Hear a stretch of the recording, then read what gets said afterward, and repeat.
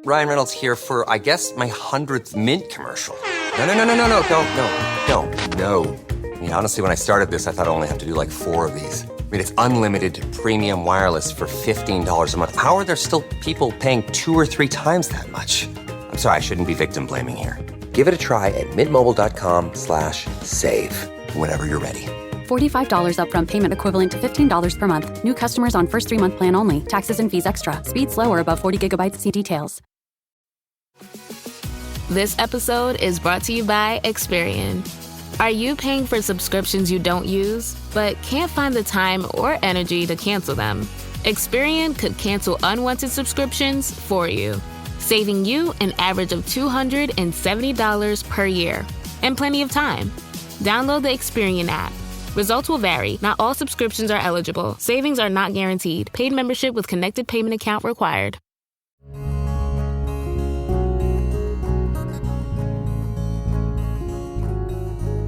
Welcome to the Casting Across Fly Fishing Podcast. I'm Matthew of castingacross.com, where I explore the quarry and culture of fly fishing. If you're not fishing a dry dropper rig, you're really not fishing to the peak of your potential.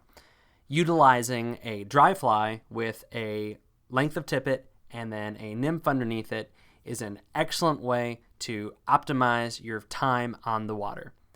It's also great if you're not a fan of nymph fishing because, let's be honest, dry fly fishing is a lot of fun and it's easy if you can figure out how to get a good drift. Nymph fishing, however, is very intimidating, especially for new anglers because they don't know exactly what's going on under the water. And if you're fishing water that has some chop on it, if you're fishing water where it's difficult to maintain a connection between you and your nymph, detecting those strikes can be difficult. And the benefit of fishing with a dry and a dropper is that now you have doubled your opportunities to catch fish because you have 2 flies on instead of 1. The science behind fishing multiple fly rigs is a lot more complicated than put a fly on the top and put a fly on the bottom, especially when you get into a lot of the contemporary nymphing schemes. Now, this is something where I am readily admitting that that's beyond my depth, and that's a little bit of a pun because one of the things that I don't completely understand is exactly how to utilize weight and tippet diameter and fly size to achieve all the different things that I know that can be done. I've read the books, I've watched the YouTube videos, I've fished with guys that are pros, but I really just put flies on there that I think are going to get down to where I want them to be, and I catch fish, so I don't worry about it too much.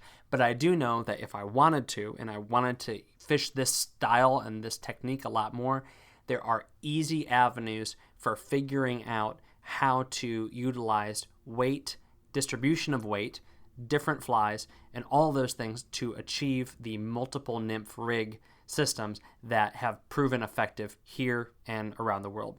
But that's not what we're talking about today. I'm not even talking necessarily about dry dropper rigs. Today, I'm talking about multiple fly rigs that are not those traditional setups, dry dropper or multiple nymph rigs. There are other ways to utilize 2 flies where they're actually not simply 2 different flies on your leader, but they're 2 flies that work in tandem to benefit one another. So I'm going to use 4 examples, and surely there's more than this, but these are the 4 that I've used that I think are worth adding to your repertoire and allowing you to fish a little bit more efficiently in circumstances that these might fit into. So the first is a dry dropper rig. You might say that's what you led with. That's the most common thing, having a big chubby grasshopper with a little copper john underneath it. Everyone does that. What's special? Why am I even listening to you talk about this? Well, here's the reason why. A lot of people utilize strike indicators, which is totally fine. It's not my preference. I prefer to tightline nymph, but there are some situations, some currents, some casting circumstances that make utilizing a tightline nymph situation just impossible. So there are times where you use strike indicators. Strike indicators are great, but how many times have you had a fish eat your strike indicator? While wild and native fish do this, I think in my experience and in the experience of folks that I fish with and talk to, this happens most often in 2 situations. The first is stock trout, which have some ridiculous penchant for looking up. I'm not sure why. Maybe that's because that's the direction pellets came from. And 2, opportunistic small stream fish, which aren't necessarily small fish. So when I say small stream fish, I'm not saying small fish that live in a stream, but small stream fish, which depending on that water, its carrying capacity, its nutrient load, whatever, could actually be pretty good sized fish. But these fish, because they're opportunistic, are also looking up. So in those situations, when I do a dry dropper, because there's a good chance that that fish will see something floating over its head and go after it. So those are situations where I feel like tying a dry fly on as a strike indicator is giving me a chance at getting fish, and it's reasonable, and it's also accomplishing the same goal of putting a indicator on. Now, there's times where I do put an indicator on and fish that because I have very little confidence that any fish is going to come up and eat it, and they still do that. I mean, I've fished native and wild stream-bred trout on finicky spring creeks that I've watched eat cigarette butts. So they're fish. I mean, we have to remember that they're fish. But in those moments when you think that your probability of having a fish look up in a situation where you're not matching the hatch, you're not doing something like that, you're simply putting a fly on so that the fish have an option to eat something because there's a chance those fish are going to eat something off the surface. In those cases, I say put on something chubby, put on something fluffy. You don't want to do this with a delicate little mayfly, because the primary purpose of this is to float your nymph rig so that you can detect where it is, detect strikes and things like that. So whether that be something like a humpy or a really fluffy caddis or even a foam version of a traditional dry fly, it doesn't have to be a big chubby foam terrestrial, but it can be a fly that you can see that won't sink anytime soon, that will keep your nymph where you want it, either for depth or for strike indicating purposes, and that is a reasonable thing for those fish to eat. But again, they're eating strike indicators, they're eating cigarette butts, so don't get too crazy about it. Anyway, that's the first thing. It's just kind of the dry dropper rig where you're using the dry as a strike indicator, but there is a reasonable chance that the fish are going to strike it eventually themselves. The second one I really like, and I use a lot, is a dry with a tiny dry dropper, all right? I use this in situations where I'm not able to midge in a perfect environment. So my perfect midging situation is casting my long leader onto glassy water so I'm able to see that fly and it on the surface and trace it and watch it and detect that strike. Because a lot of times fish that are keyed into midges are going to be rising all over the place. They aren't necessarily going to be in one lane. They're going to be cruising. And you're able to watch your fly, watch the fish, and see it all come together. Now, those situations do happen, and that's awesome, and I love it. But those aren't guaranteed. You're going to find fish that are midging in back eddies, fish that are eating midges in broken water, and it's very difficult to keep an eye on that 22, 24, 26, 28 midge in those situations. So as soon as you cast it, it's very difficult to see it. And a lot of the times, you have some common midge colors, right? You've got your cream and your olive and your gray. Those are really hard to see. They don't present a lot of contrast in most situations. White and black, you can see. Bright colors, you can see depending on the light situations. But more often than not, those smaller flies, once you get past 20, are very difficult to see. So what I like to do, and this is just a generic setup, is you go to 5 or 6x, maybe 10 feet or so, and then you put on a 16 or an 18 dry fly, preferably something with a parachute. Now, don't make it gaudy. Don't go to your chubby Chernobyl. Don't go to your big humpy. Use a small mayfly, something subtle, again with a parachute. Then 3 more feet. So if you were ending your leader at 5x, then maybe 3 feet of 6x. Or if you're ending your leader at 6x, maybe 3 feet of 7x. Because once you get into those high 20s, you're going to need that to get through the hook eye. And that's when you tie your midge on. This does a few things.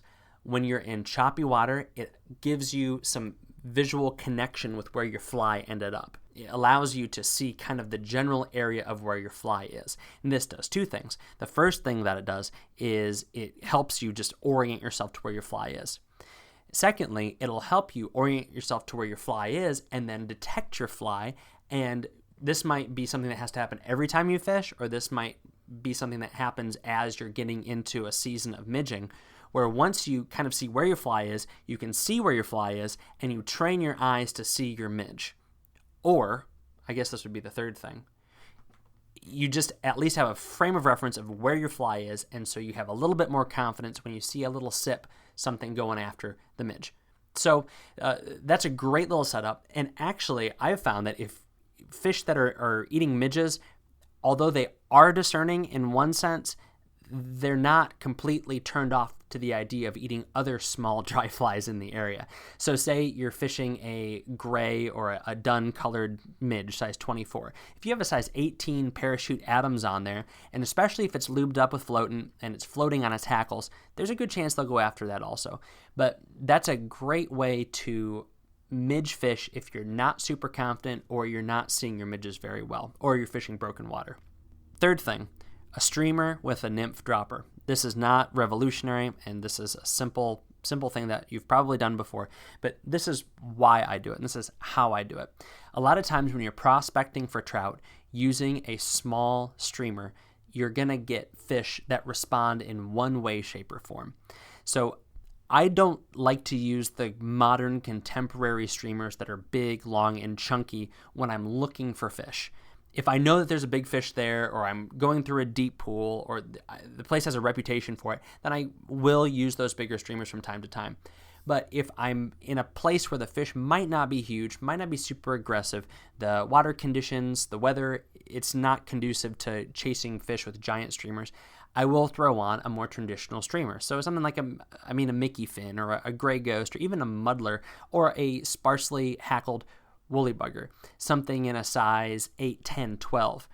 You'll be able to drag a fly through a run, next to a bank, through a pool, and you're not going to be disturbing the fish, but you might get fish that have a little bit of curiosity but aren't willing to commit.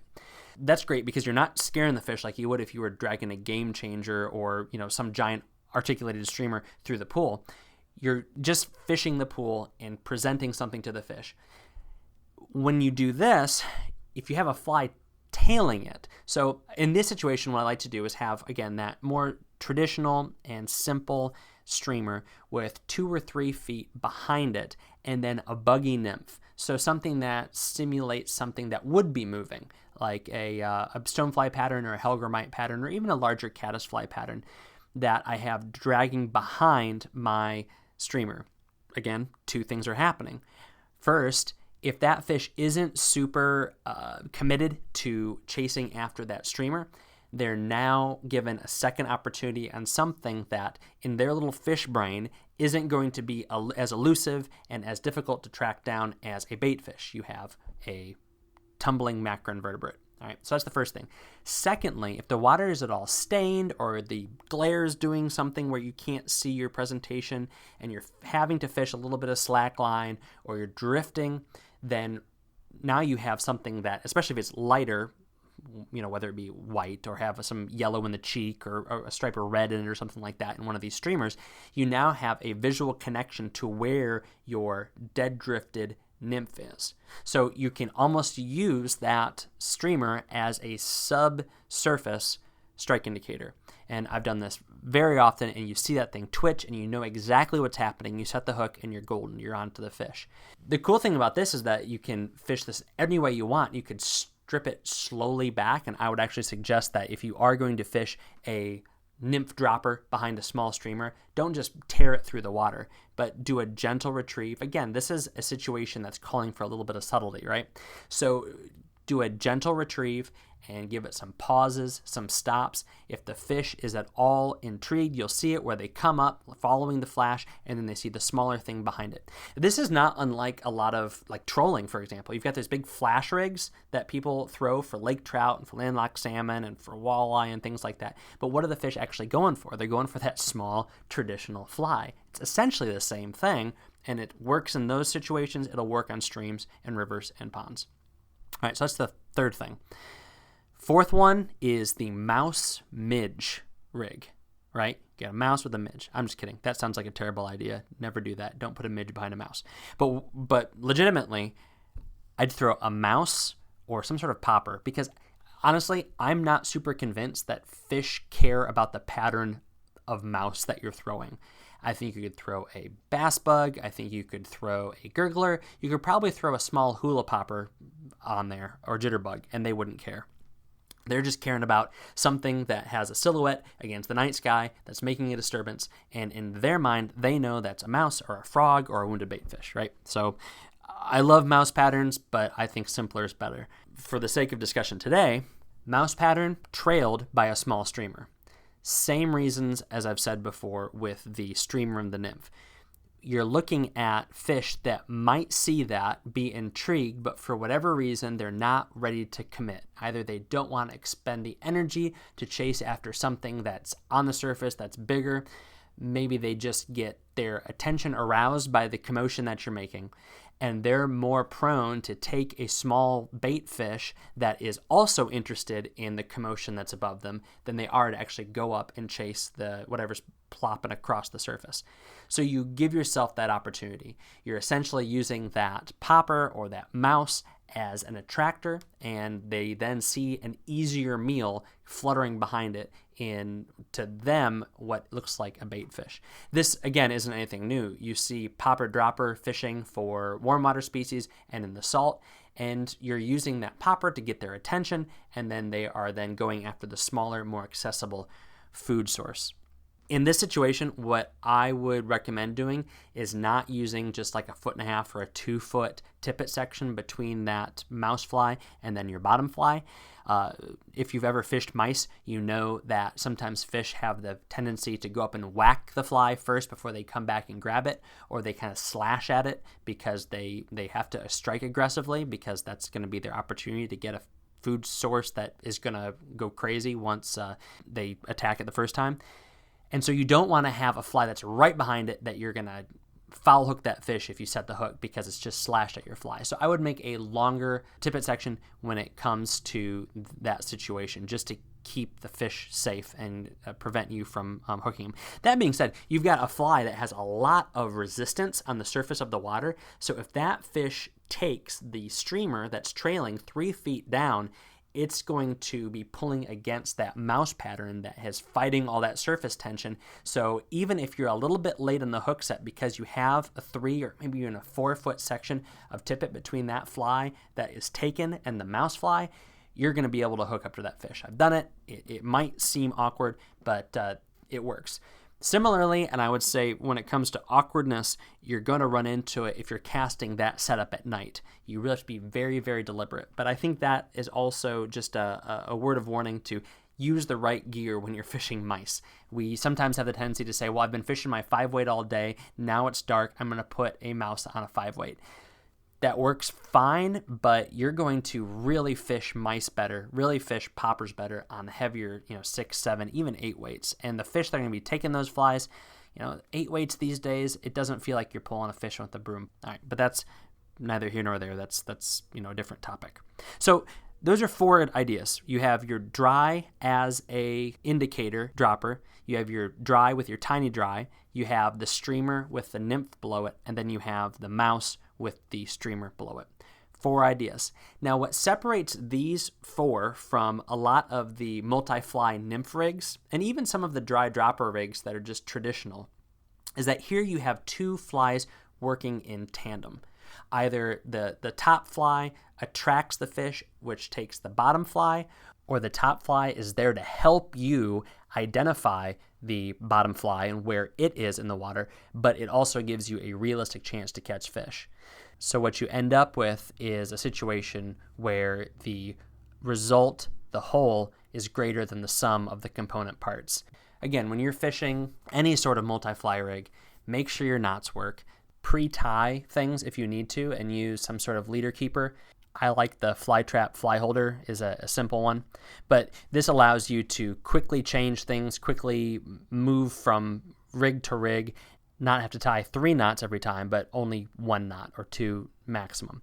So what do you think? Have you done anything like this before? Do you have a different 2-fly setup that's maybe outside of a traditional dry dropper or multi-nymph rig, or is different from one of the ones that I mentioned? If so, let me know in the comments on this page of this podcast on castingacross.com.